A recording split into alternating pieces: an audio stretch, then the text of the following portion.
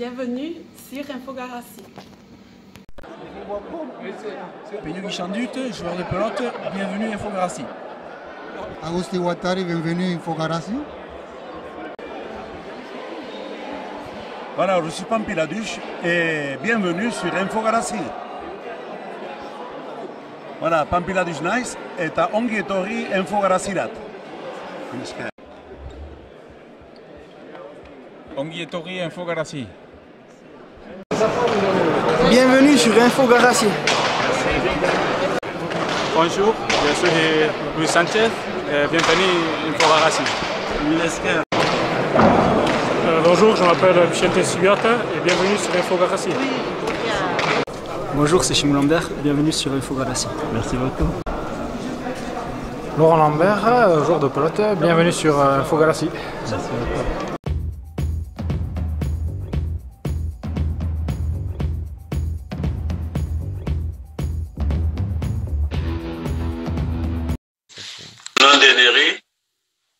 Bonjour à tous nos auditeurs et auditrices que nous écoutez Infogarassi.fr.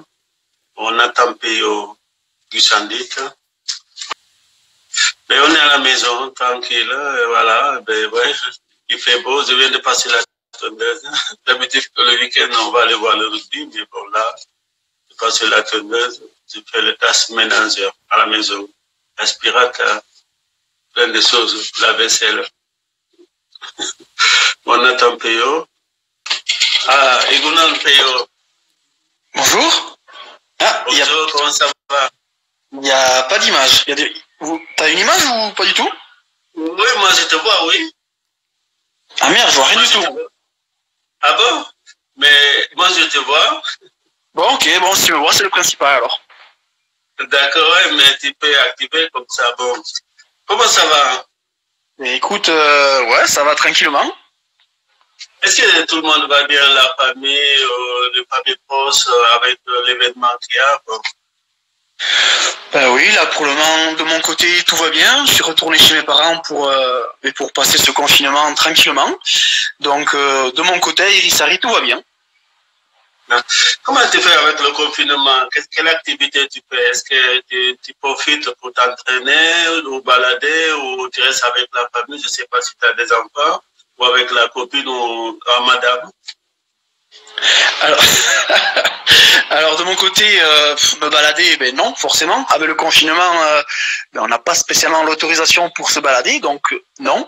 Ce confinement, c'est très simple pour moi, c'est de la préparation physique et c'est maintenir les mains en bonne santé pour reprendre le championnat, ou du moins reprendre la compétition le plus tôt possible. Parle-nous un peu de ta finale contre Baptiste Dikassou. Tu as fait une superbe finale. Personne n'attendait que vraiment tu résistes à Baptiste, le meilleur joueur du monde, et puis le meilleur joueur tout court. Mais déjà, mon accession en finale, ben, ça a été un peu une surprise pour moi, parce que quand j'ai commencé ce championnat, ben, la finale, c'était pas spécialement un objectif. C'était pas clairement un objectif, c'était surtout prendre plaisir. Donc ben, j'ai profité forcément de blessures, ça fait partie du sport. Et c'est en partie aussi grâce à ça que j'ai pu accéder à ma première finale en tant qu'indépendant en tête-à-tête. Oui, mais tu as montré que bon, quand même, tu avais du talent, tu avais ta place parce que tu n'as pas perdu beaucoup.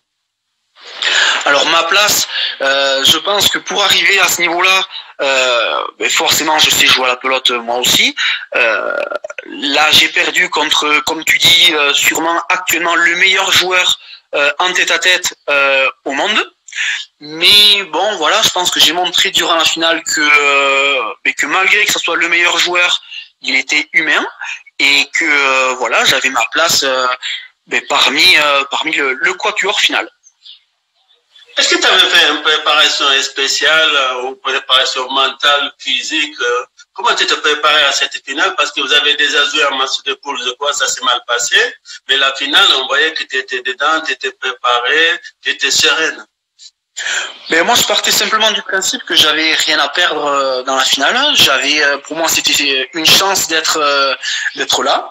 Donc, pour ma part, il n'y avait aucune pression. J'avais abordé mais en amont la partie, j'avais vu un petit peu ce que je devais faire. Je suis venu avec une stratégie de jeu bien établie.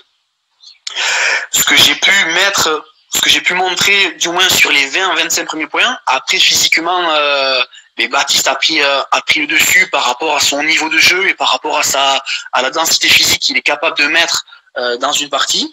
Et je pense que c'est à la mi-partie, aux alentours de 25, que Baptiste a simplement imposé son physique et a creusé l'écart jusqu'à la fin. À un moment donné, tu es passé devant quand même. Oui, complètement. Je suis passé devant à un moment donné. Il y avait des deux côtés quelques manques de rigueur dans le jeu, ce qui m'a permis notamment de pouvoir concrétiser certains points. Mais voilà, Baptiste a montré à la fin que c'était un grand champion. Il a su se ressaisir et ce jour-là, le meilleur a gagné tout simplement. Est-ce que tu peux dire, depuis que tu as commencé à jouer à la pelote, l'année 2019, c'était ton meilleure année? Ou non, avant, tu avais gagné d'autres choses? Je dirais juste que non, c'est pas ma meilleure année. L'année 2019, c'est ma meilleure année en tant que tête-à-tête, en tant que joueur de tête-à-tête, parce que simplement, je m'étais jamais intéressé à ce secteur de jeu, parce que simplement, j'y trouvais aucun intérêt et ça m'amusait pas. Cette année, je m'y suis mis plus sérieusement. J'ai trouvé un intérêt au tête-à-tête et j'ai montré que je savais jouer en tête-à-tête moi aussi. Est-ce que moi je te pose cette question, mais est-ce que je vais comparer avec le foot? Les gens ils disent tant qu'il y a Messi, Ronaldo, personne n'aura le ballon d'or. Est-ce que tu penses que tant qu'il y a Baptiste Dikassou, Péo Laralde, personne ne pourra gagner le champion de France ou le Super Prestige? Mais je vais revenir pas par rapport au foot, mais on va dire par rapport à du tennis. Il y a eu Roger Federer. Tout le monde disait quand il y avait Roger Federer que il était le meilleur joueur au monde. Il y a eu Nadal qui est arrivé juste par la suite. Nadal a prouvé qu'il pouvait battre Federer. Donc oui, ce sont des grands champions les deux, mais ils finiront forcément par se faire battre comme tout grand champion. Et c'est le sport, ça. Est-ce que tout jeune, tu avais gagné d'autres tournois avant ou quand tu as été champion de France jeune, ou comment ça s'est passé quand tu étais jeune, avant que tu sois professionnel? Alors, pour ma part, en tant que catégorie jeune, ça s'est très bien passé pour moi. J'ai participé à un certain nombre de finales. J'ai eu la chance d'avoir tout le long de mon parcours jeune des coéquipiers d'un bon niveau, ce qui m'a permis de pouvoir en permanence me confronter aux meilleurs joueurs de mon âge du moins. Mais non, pour moi ça s'est quand même très bien passé. Les catégories seniors ont été un peu plus compliquées au début et au final ça a fini par bien se finir avec Mathieu Hospital. Est-ce que en tant que joueur de pelote, tu arrives à gagner ta vie avec ou tu as un autre travail à côté? En tant que joueur de pelote, c'est possible de gagner sa vie avec, c'est possible d'en vivre, mais j'ai quand même un travail à côté. Je suis commercial auto chez Toyota à Battusari et l'avantage que j'ai personnellement, c'est que mon employeur me permet de pouvoir associer mes deux activités que sont mon boulot de commercial et mon statut de joueur semi-pro à la pelote. Est-ce que toujours pour revenir à ça, parce que je crois qu'il y a 4 joueurs ou 3 joueurs qui gagnent leur vie avec ça, c'est ça? Tu peux répéter, j'ai pas compris. Je disais en fait sur le circuit de la pelote, je crois qu'il y a 4 joueurs qui gagnent leur vie avec la pelote, les autres ils travaillent à côté, non? Ou il y en a plus? Non, actuellement, je pense qu'il n'y en a qu'un seul qui a fait le choix d'en vivre, c'est Bichincho Bilbao.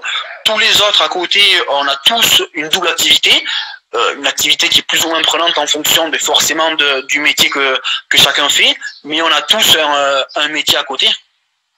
Sinon. Pour revenir à la pelote, ça devait commencer la pelote D2, après il y a eu ce virus qui est arrivé, tout a été annulé, c'est que vous étiez en pleine préparation.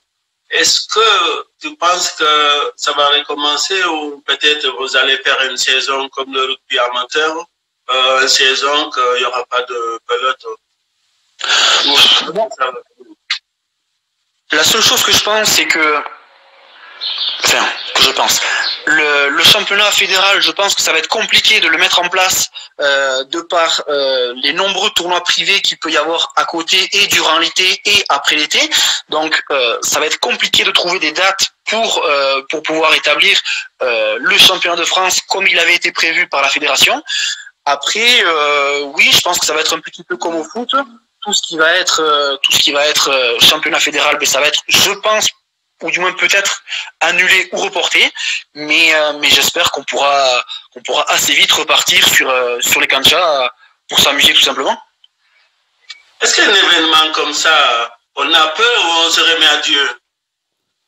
Ce qui arrive dans le monde, c'est jamais arrivé. Alors, me remettre à Dieu, moi personnellement, pas oui, que c'est croyant. Faut dire simplement. Non, moi de mon côté, je suis pas croyant. J'ai suivi une éducation catholique, mais je suis pas croyant. Oui, là, moi je dirais que le fait de connaître cette catastrophe humanitaire et cette catastrophe sanitaire, ben oui, forcément, ça permet de se recentrer sur certaines choses, prendre conscience de certaines choses de la vie du quotidien. Et j'espère qu'on en ressortira plus fort de cette expérience tous ensemble. Pour revenir à toi, pendant ce confinement, est-ce que tu écoutes la musique, tu regardes des films, parce qu'on n'a pas le droit de se balader trop loin, ou est-ce que tu lis des livres? Alors, je suis pas très bouquin. Ça fait super. Donc oui, je disais que en ce moment, pour tuer le temps, pour moi, c'est plus rester en famille et regarder la télé ou des séries tout simplement. Est-ce que tu peux te conseiller une série tous tes fans qui nous regardent et aussi même nous qui sommes à la maison? Est-ce qu'on peut regarder que tu trouves que c'est super?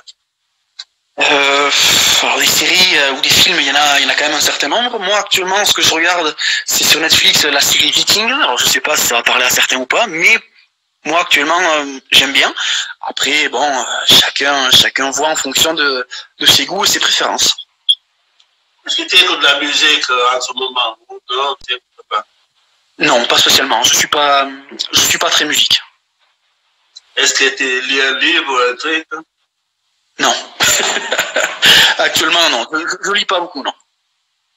Est-ce que tu as un chanteur basque ou un chanson basque à nous conseiller, ceux qui nous regardent?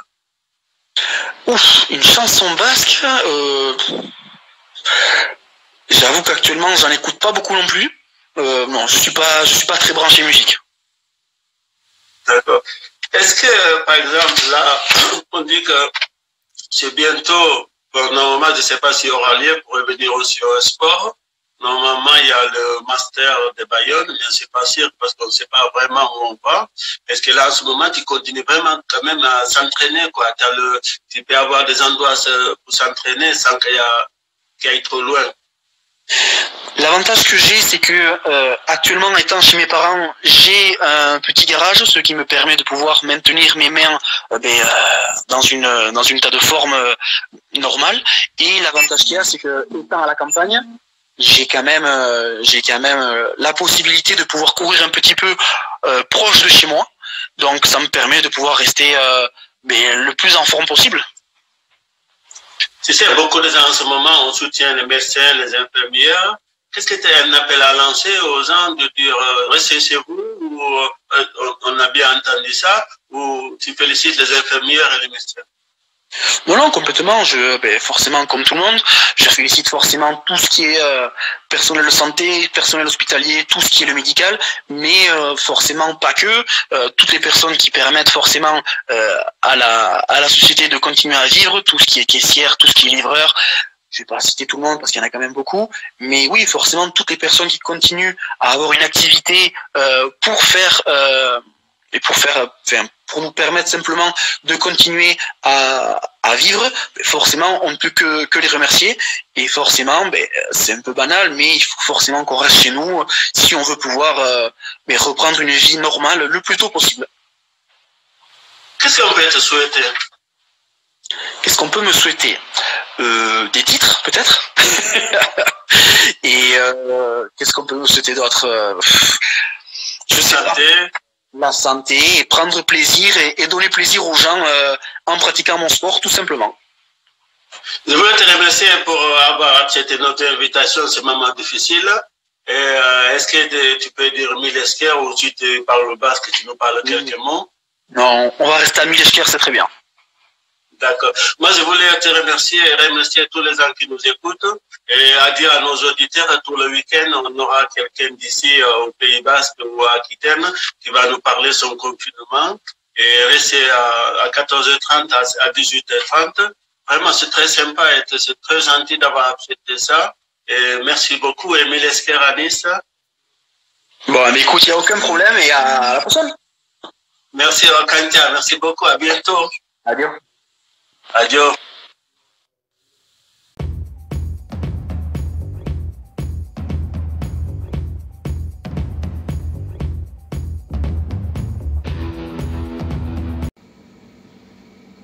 Merci de nous avoir suivis. Merci.